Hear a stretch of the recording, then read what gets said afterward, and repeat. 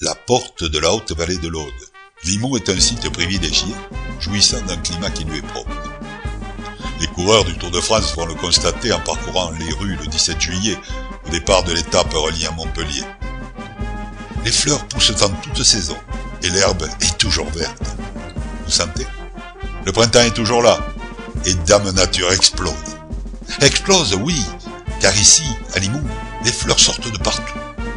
La moindre parcelle de terrain municipal fait la part belle aux pensées, crocus, pavots. 1000 feux, 1000 couleurs et 1000 parfums s'offrent à vous.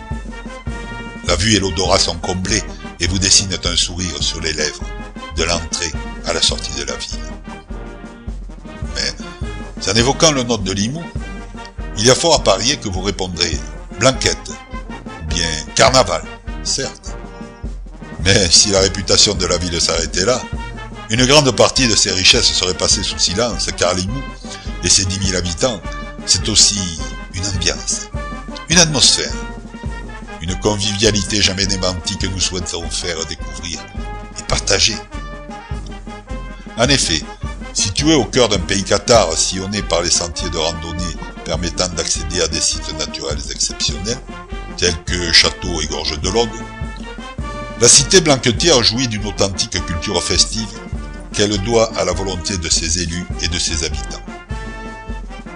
Outre Carnaval, qui anime de janvier à avril les arcades médiévales de la place de la République et les différents marchés, de nombreuses manifestations sont programmées de façon pérenne.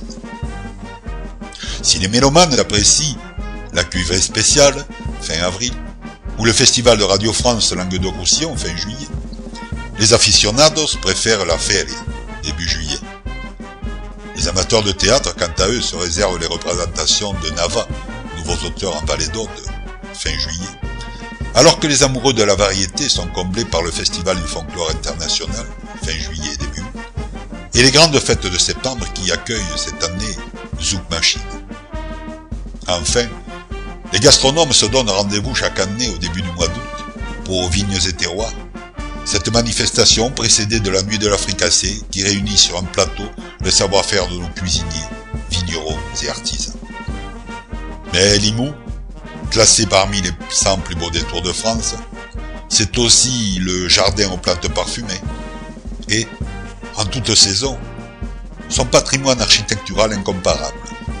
Ses musées, Petier, et ses peintures du 19e et 20e siècle, du piano, unique en Europe, et des automates, véritables féeries animées, qui nous rappellent que, si à Limoux le temps semble s'être arrêté, synonyme de bonheur, le passé existe bel et bien.